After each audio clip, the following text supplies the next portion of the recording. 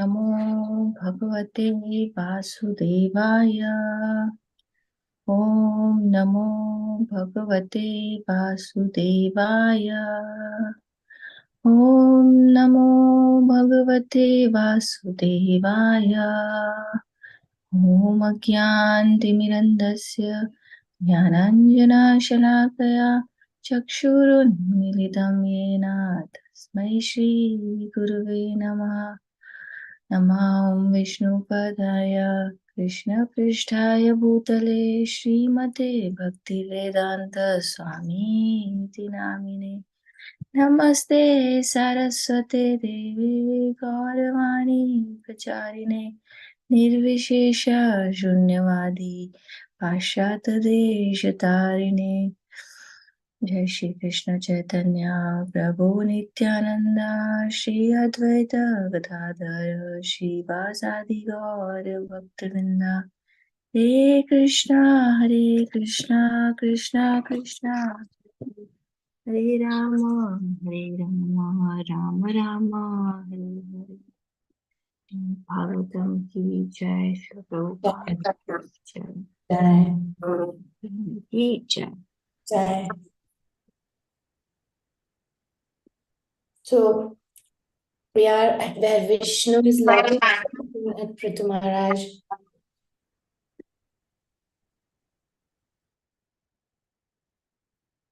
And Vishnu looked lovingly at Prithu. My dear king, I'm captivated by your elevated devotional qualities and I'm very favorably inclined toward you. You may ask from me any benediction you like.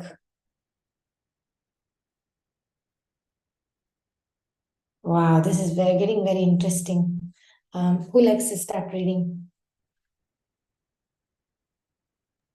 I do a little bit. Yeah. Some of the sages glanced at one another. Would the Lord also offer them such a boon?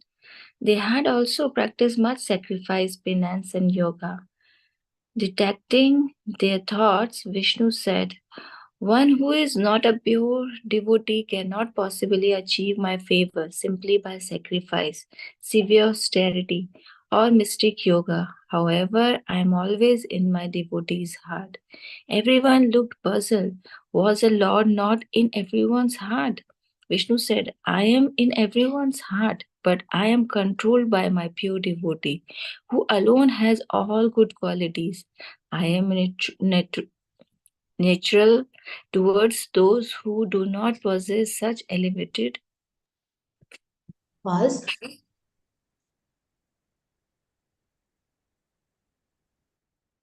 See here, Prithu Maharaj is making a sacrifice, but that kind of sacrifice is a emotional, mental sacrifice. It's not a sacrifice on the level of putting our body through some particular austerity, waking up early, doing japa, etc. That kind of austerity. This is a austerity on a higher level, on a spiritual level, on an emotional, intentional level. Although he knows he's capable of doing the 100th sacrifice, he's not doing it for the benefit of everybody and because it's the will of the Lord. That's one noteworthy thing. So my Guru Maharaj often says, the external austerities that we perform, it can make our hearts hard. But when we do internal austerities, then it humbles our heart. Internal austerities are things such as when we tolerate a specific relationship, when we are understanding about some other difficulty in our life where we have an intention to please the Lord. And it's the will of the Lord, even though externally it may appear like, hey, he only didn't work hard, he didn't do the last sacrifice. He didn't put any efforts. How can the Lord be pleased about that? How can somebody be pure devotee with that, right? But we can see again and again in many stories, whether it's Ambrish Maharaj or whether it's Prahlad Maharaj, we see that all the Mahajan stories, in fact, actually, there was an element of doing Krishna's will. That Krishna's will is the secret key to what makes one's intentions pure. Whereas these sages, or many devotees, we want to make sacrifices, penance, yoga, but the intention is not always pleasing the Lord. It's like, oh, I want to do it because I want something in return. And the example given in by our acharyas is the gopis. The gopis had that unconditional way of surrendering to Krishna and then experiencing the union and separation element. So sacrifice, it is very much, or austerity, it's very much dependent on the individual. For somebody, waking up early is an austerity. For somebody else, it's very easy to keep things to be very disciplined, to act according to rules, to stick to having everything clean, to having everything done nicely. It's not an austerity for some people. But what is austerity for them is maybe austerity of speech, how they speak, and maybe it's austerity of controlling the mind in terms of anger. So everybody's austerity is different. And here, Prithu Maharaj's austerity was to give up on his determination. Very interesting. And if we connect this with Dhruva Maharaj, we can see that he had that capacity to perform tapasya alone in the forest. 5-year-old boy running away and doing tapasya alone in the forest. But we could see that he transformed, and when the Lord appeared, he didn't want what he wanted anymore. He just wanted God's mercy, he just wanted the Lord's will. No. He's internship. He doesn't have classes, so he's.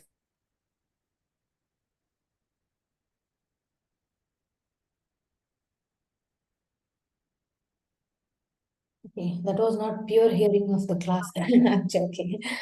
Okay, please continue. Sorry, Mataji.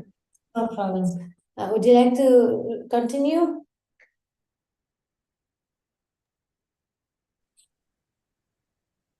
I can read, Mataji. Okay. Is it from tears streamed down? Here, I'm neutral toward those who do not possess such elevated virtues, and I merely oversee their activities. Yes, Mataji. Tears streamed down Prithu's face.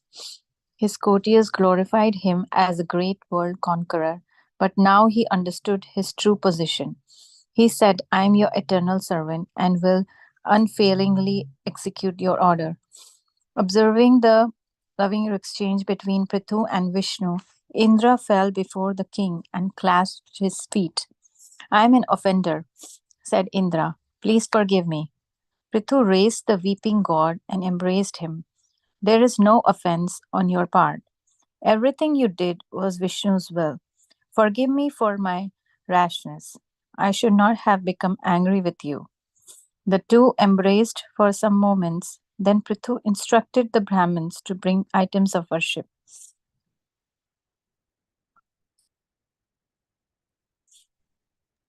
One small point here.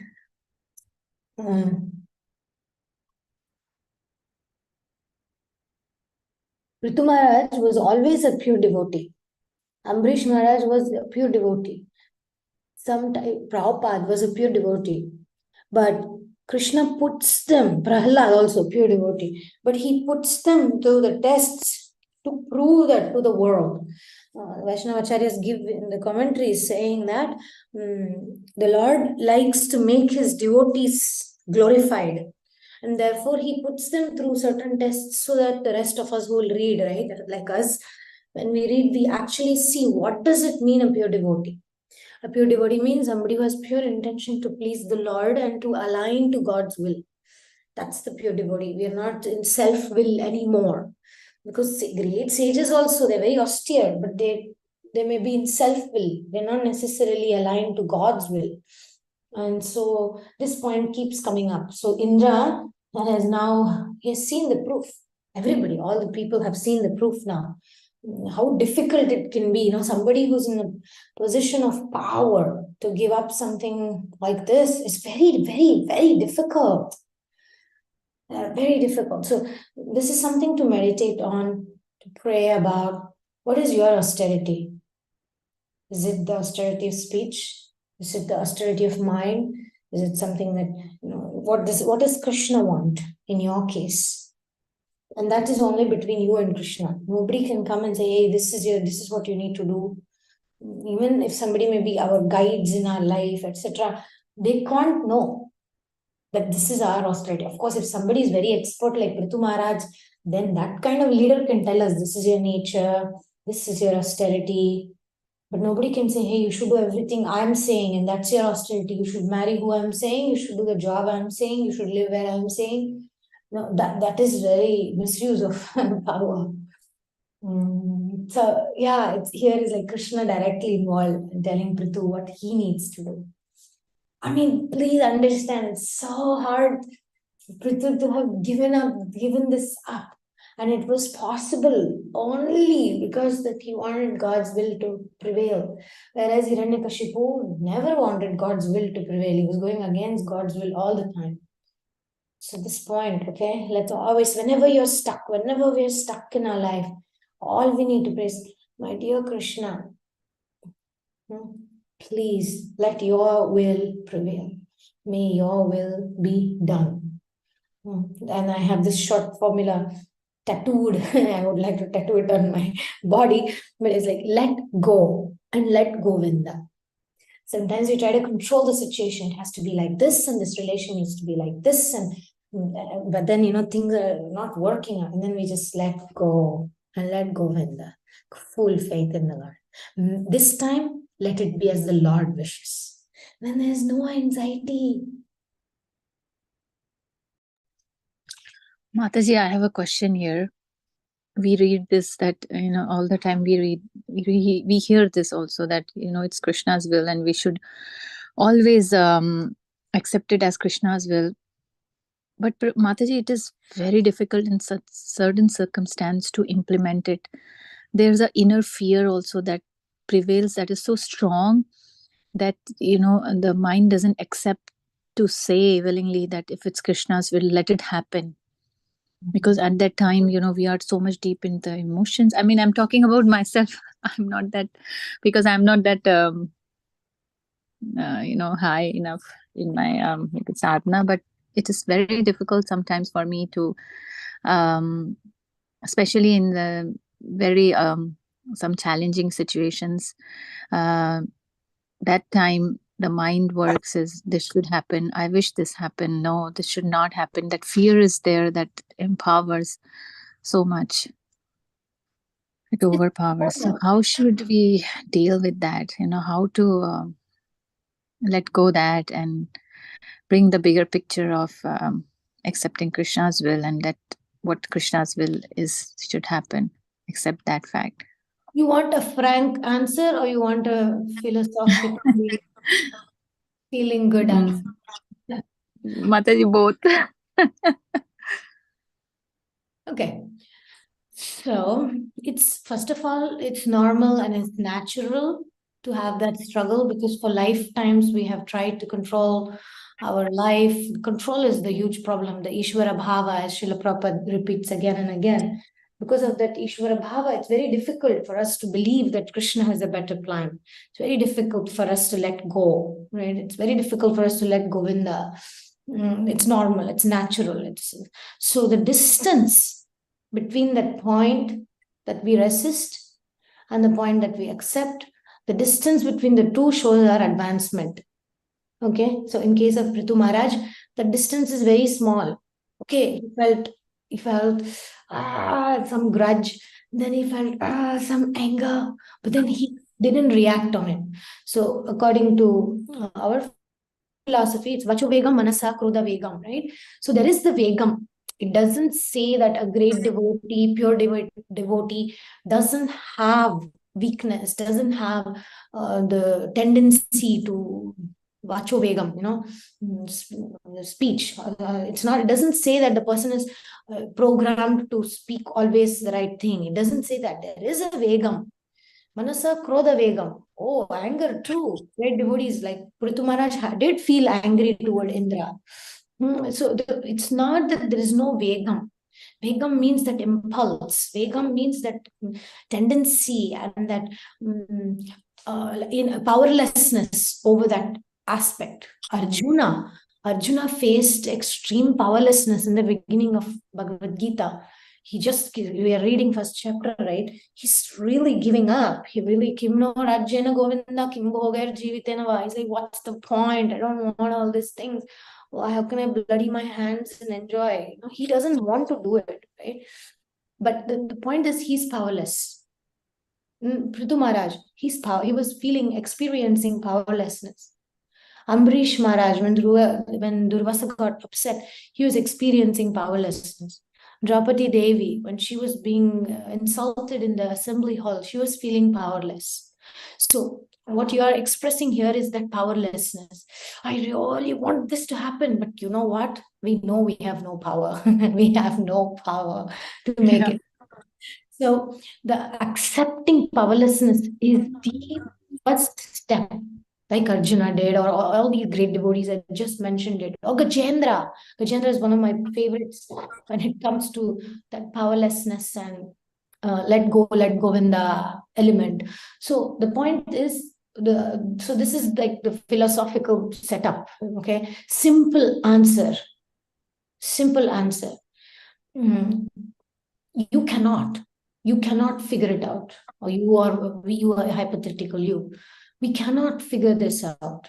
We can't get it together. There's nothing we can do. It's only by causeless mercy of the Lord. And it's unfortunately, you can't buy this willingness to align to God's will on Amazon. I always think like that. I can buy anything on Amazon, but I can't buy that willingness to align to God's will.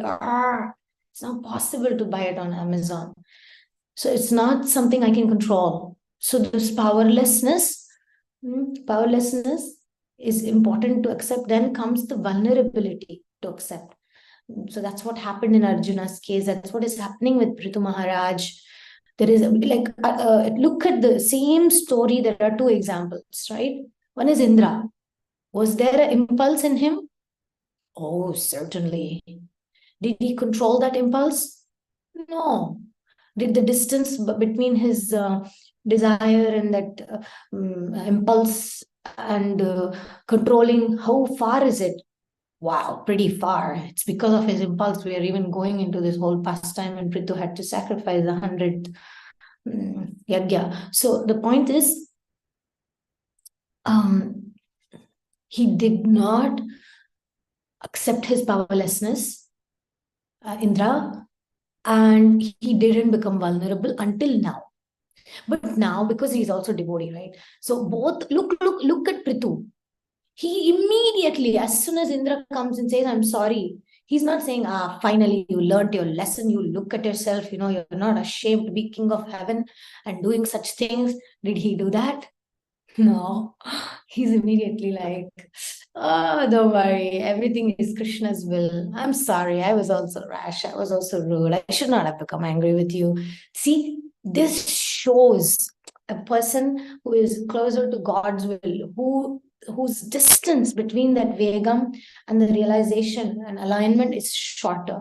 So in short, we can't shorten it ourselves. It's only the Lord's mercy, and it takes as much time as it takes. Sometimes it takes lifetimes.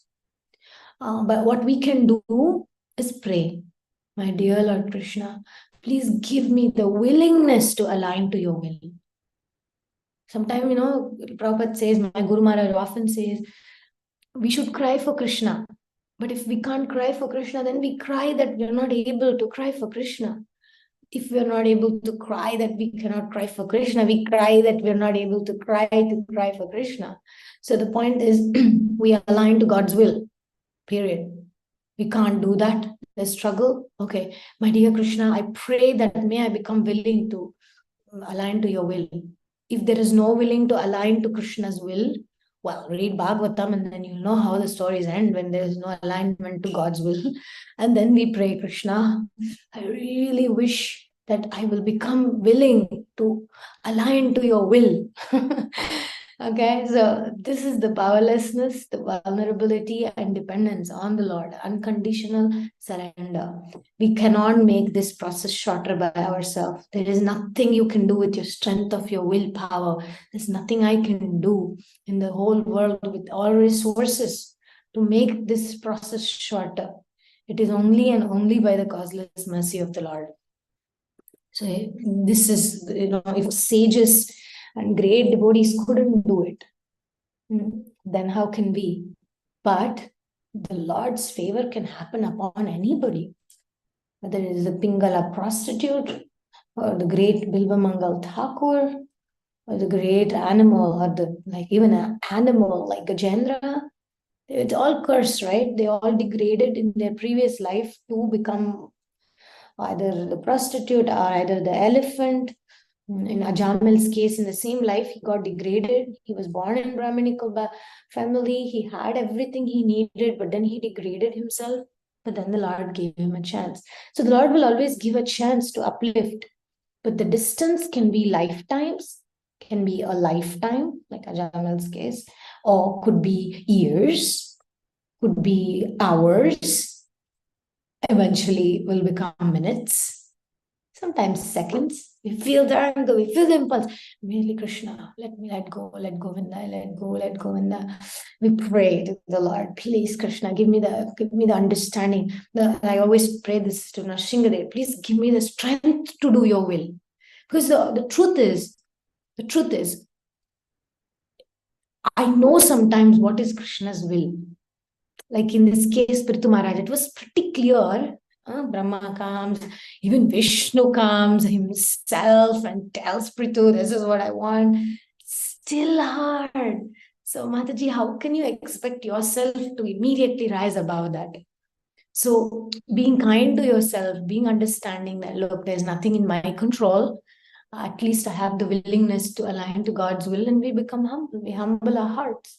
And if that means, like, yesterday one of my students asked me, oh, my husband has this need, but I don't really feel aligned to that, And then the point is praying. We may not like, what is your austerity? No, I don't want to do whatever he wants. It's materialistic. Then it's because you think it's materialistic. The point is, it's about becoming about you now. So the point is to put Krishna in the center. Is Krishna in the center or not? Of your will, of your plans, of your goals, is Krishna in the center or not? If it's not, then pray about it. Pray about it. If it is, then Jai, Nitai Gaur Premanande Hari Hari Bol. So that's excellent. So it's not about you. Even if you don't like what your husband wants or what somebody wants, because you think that is like Prithu Maharaj, I have to do the 100 sacrifice.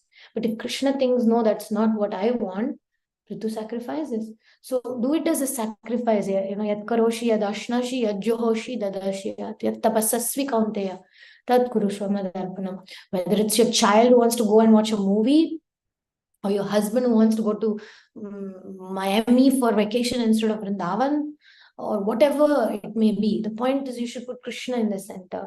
Then, of course, if we can't, pray to the Lord, please help me. Otherwise, in the name of wanting to follow principles or follow higher things, we put ourselves in the center and we suffer. Just let Krishna in. He's waiting at the door. As Uddhava, he tells Uddhava, I was waiting at the door to help the Pandavas. So he's waiting at the door for you to call him. But usually we don't call him. We think, I know, I'll put the next dice, I will put better. Then, I'll save myself. That's what Yudhishthira thought. And he didn't call Krishna. So whatever situation, call Krishna in sooner than later. Let's not wait until we mess things up to call Krishna. One of my senior devotees tells me that before you take a decision, pray to Krishna. Not after you take and you get stuck, then you pray to Krishna. Let him come. Like, he tells Uddhava, imagine, if Yudhishthir called me in time and I was playing against Shakuni, because Shakuni was playing on behalf of Duryodhan. So Krishna says, imagine Yudhishthir called me and I was playing against Shakuni. What would have been the end of that game? He says, I often think about it. So whenever I don't want to let Krishna in, I think of this instance. Better to call Krishna now. Should I agree to this meeting or not? Should I go to this program or not? Sometimes there's this dilemma. So instead of first deciding and then asking Krishna, maybe I ask Krishna first. I tell people, please give me a little time. I'll think about it. Then I pray and I say, my dear Krishna, please give me clarity. Should I do this? Should I help this person or not? And then the answer will come. And as we practice that humility, as we practice that powerlessness, eventually it will become our second nature. Is that helpful?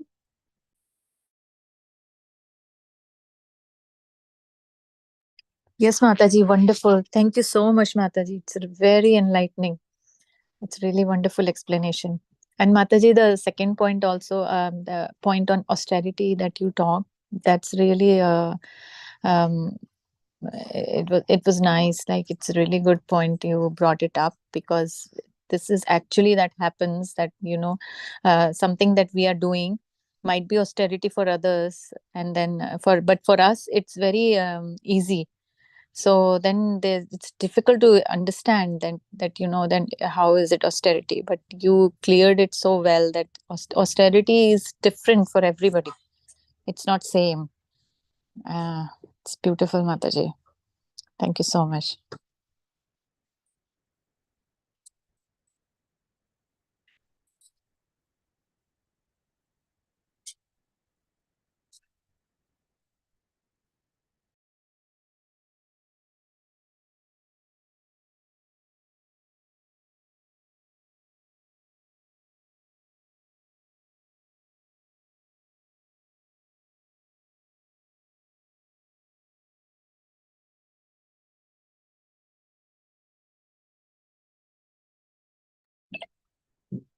Did we lose Mataji?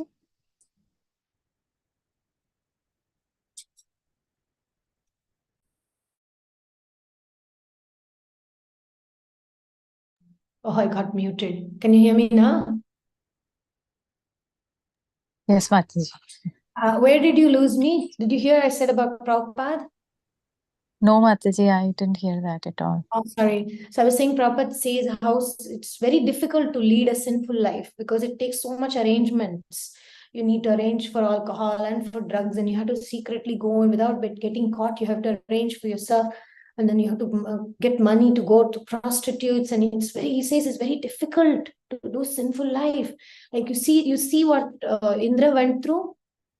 He was running around to try to what do you say, capture this horse, and it was quite austere, right?